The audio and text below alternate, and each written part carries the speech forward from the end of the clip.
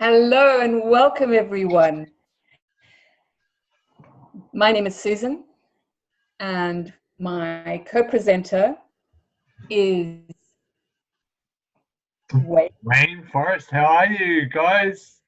Nice to see ya. It certainly is. It's always wonderful to see Wayne. But more importantly, we have an incredibly powerful healer and international speaker by the name of Heather Stahnke. And we welcome her here because we not only know of her for her international prestige as a powerful speaker and healer, but we also know her as our very beautiful and dear friend. Thank you. So, Heather, without a doubt, I know personally that you are incredibly good hands-on when you're out there healing people.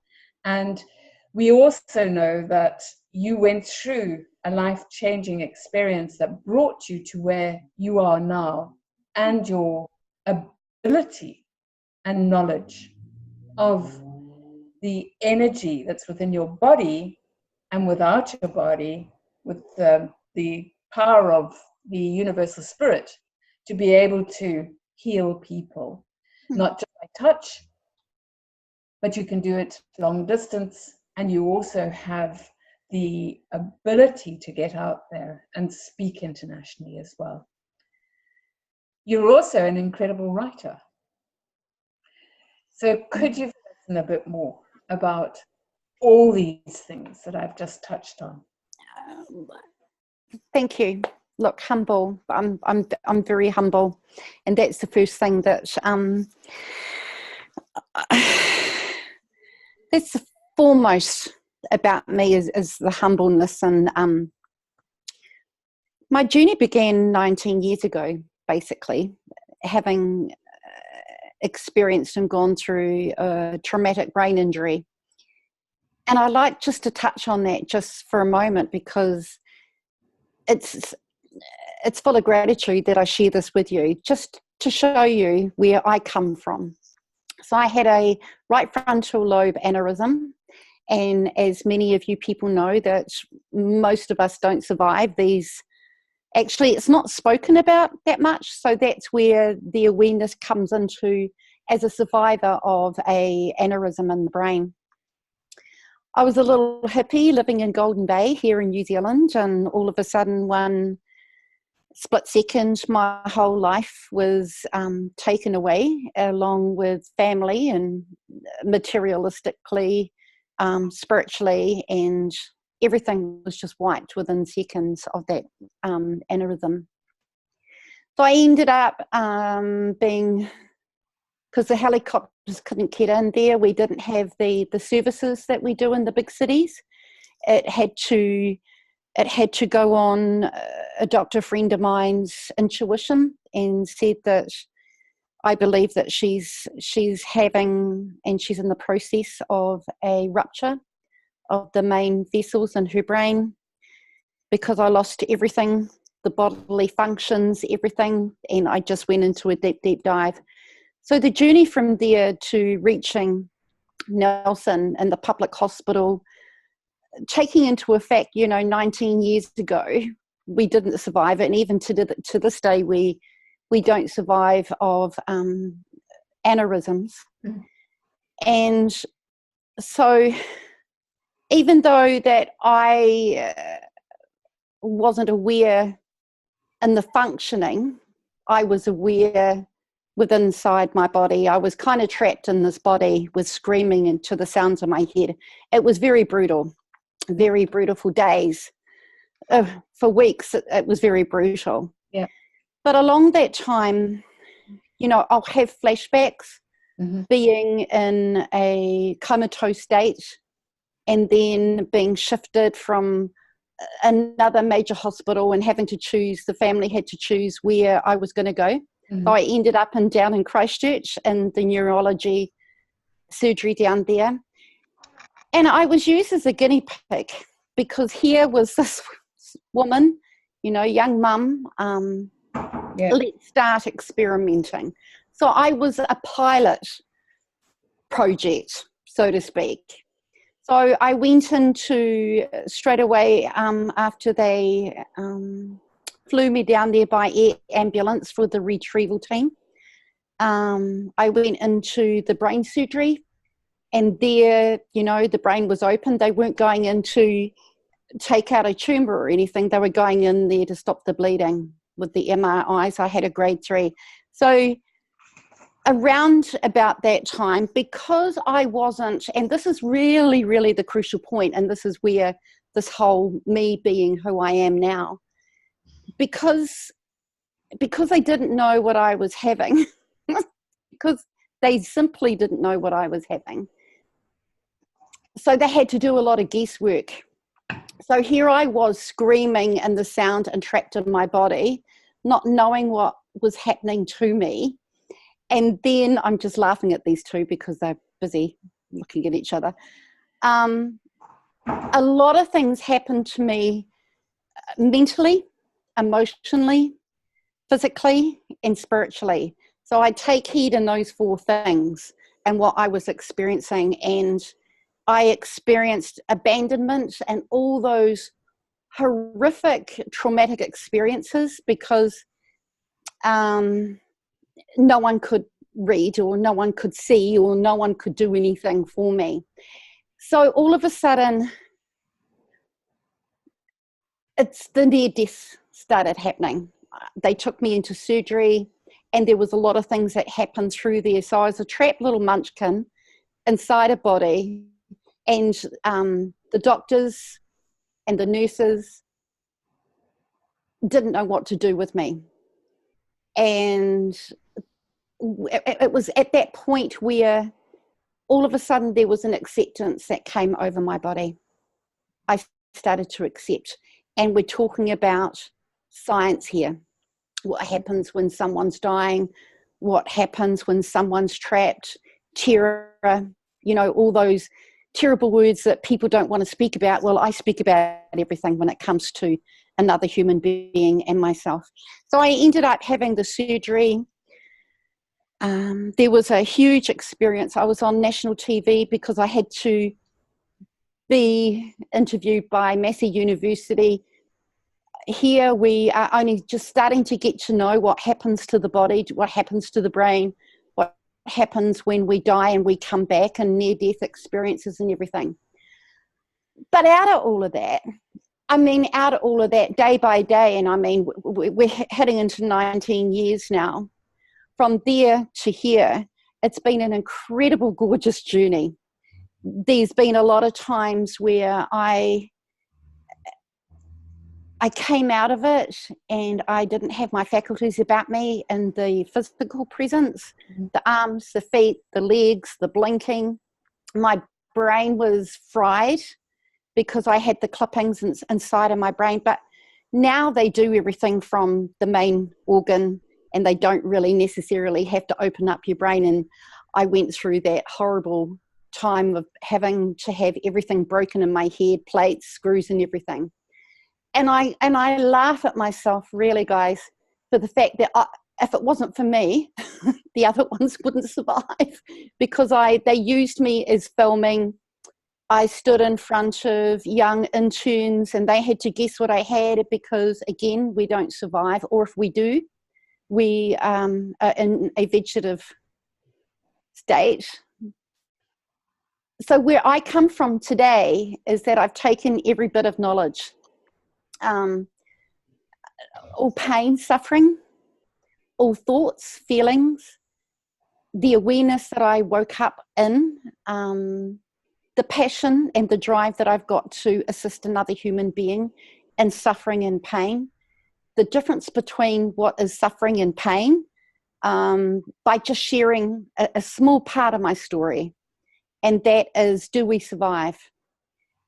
Do we, as a human being, survive? And I do a lot of reading, and I disagree with a lot of reading, and then I became a pretty because I couldn't sound the words and thoughts in my head, I had to learn life skills again with regards to how I'm going to speak to another human being, how I'm going to be to another human being.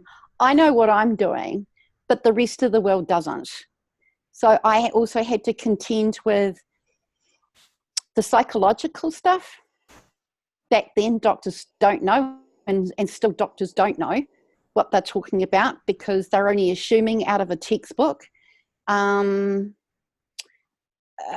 about the universe, who's out there, who's watching us.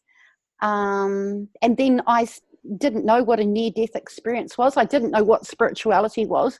So I went on the net to find out about God. I went on the net. Heather, can I ask a question here? Because obviously, you know, you've told us a little bit of the backstory before. You were in spirituality before the accident, just to clear this up. Yes. Yeah. Yes. And then when you had your accident, you lost everything. You lost all your memories, lost all your body functions, Yes. and pretty much died, right? Yes. And Yes. Came back and had to start completely over again. Yep. Yes. So you had to learn to walk, talk, read, write, read and write, cook, eat. Yep.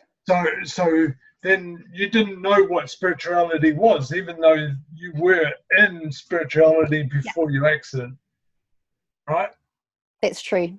Yeah. So now you had to learn again. So what was the process in that? You know, how did that come about? How did you discover this amazing power that you have now? Yeah. Okay, how I discovered that I had this amazing power is that the right person came along. The right person came along who truly took the time to understand me. The rest of the time, I was fighting a system because someone has suffered a traumatic brain injury or suffered a medical thing. They put you in a box and label you in a box, and I couldn't live in that box. So what happened was I had this in Burwood Hospital, Sandy McLeod, the most amazing, incredible psychologist, and he saw that I was trying to come out. He saw that I was attempting to be a voice for myself and to shout out no. And again, living in that, trapped in a body. But the pivotal point is to have someone that saw you and took that time to listen to you, share with you. And it was that changed my life. Yeah. And that's what I'm carrying on from and paying it forward to other people that I meet. And he knew and he understood. And now he's a world renowned, and he speaks of that, is that people come back with a innate feeling that there is something more powerful than what is sitting in front of you. Whether you call it soul, whether you call it spirit, whether you call it God, whether you call it, and I had the most incredible moment, and I still have moments in that spirituality, in that quick, magic, spontaneous beingness of a gorgeous human being. So you're saying that those moments is incredible power. Oh, amazing. Totally. And yeah, you were in another field of possibilities. You were in quantum time. You were living, and I thought about this conversation, what I was going to have with you all. How do I explain that?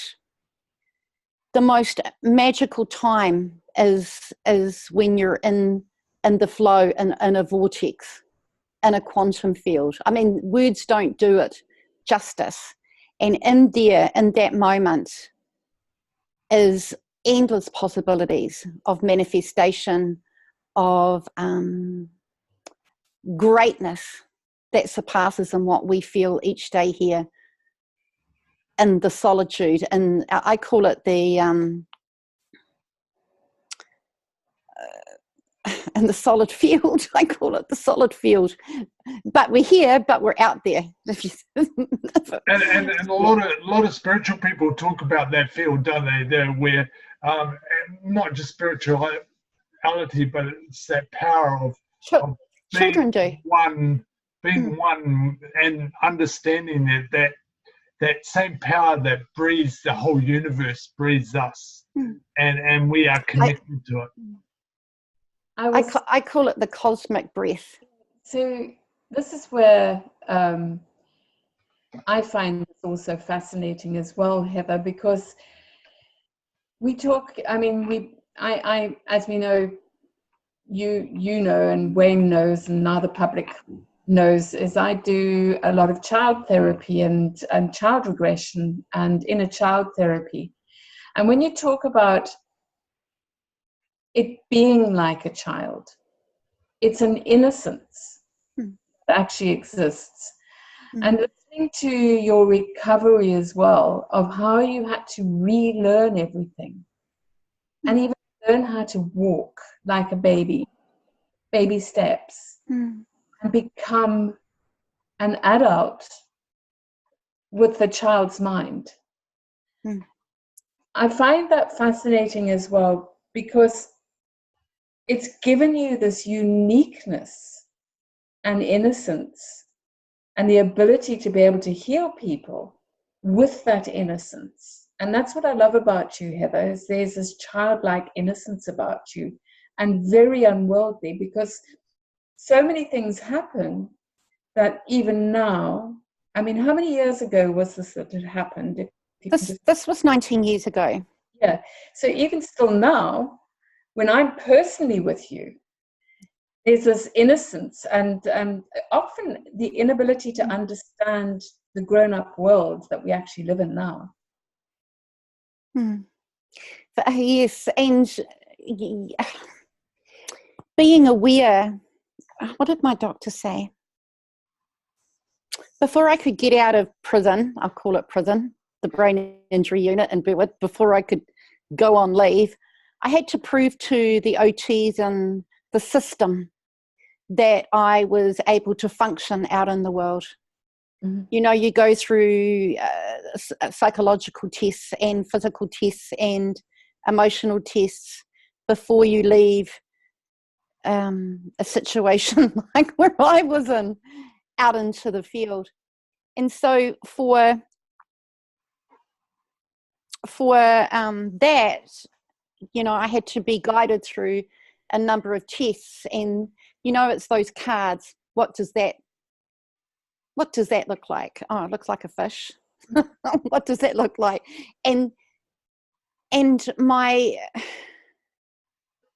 playfulness started to come out. And he said that I was teaching him how to be playful, and then I was teaching the others that were in huge traumatic accidents and they were still trapped in their body. And then, you know, we were all talking to one another because of the telepathy of what was going on in our head, of the sensitivity. And it was like that childlike, because children do it. Yeah. And I prefer to stay that way. But there was a lot of suffering afterwards, because what do you do with someone like me, he said. How do I put you out there? He said, I'm going to have to make up a disease for you. And I said, what would that be? He said, well, I'm going to sign the papers so you can go home. And that is that you have Charles-Bonnet syndrome. And I said, well, what's that? He said, because you see things. Because you see things, you are one with everything. He said, but promise me that you won't speak to them. That means that I won't see you again. But there were 3 deficits creating functional impairment that he had to put down on a little bit of paper. because everybody wants structure and everybody wants some sort of medical certification that you do have a deficit. And so my journey went into the most horrific time after that, because I didn't have that support system. And I had to learn to live in the world. I had to learn what a card was. I had to learn what money was. But all I wanted to do was play. So I ended up working in a pig farm.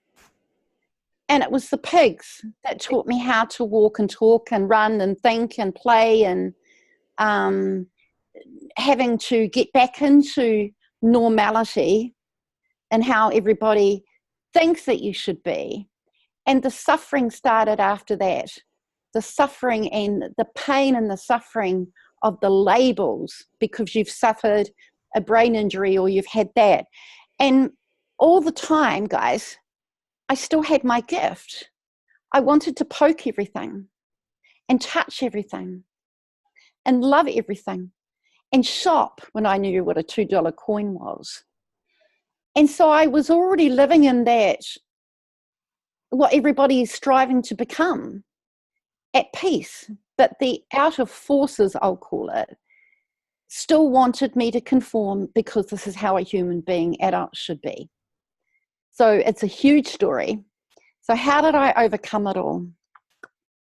I went solo and I ran away from humanity.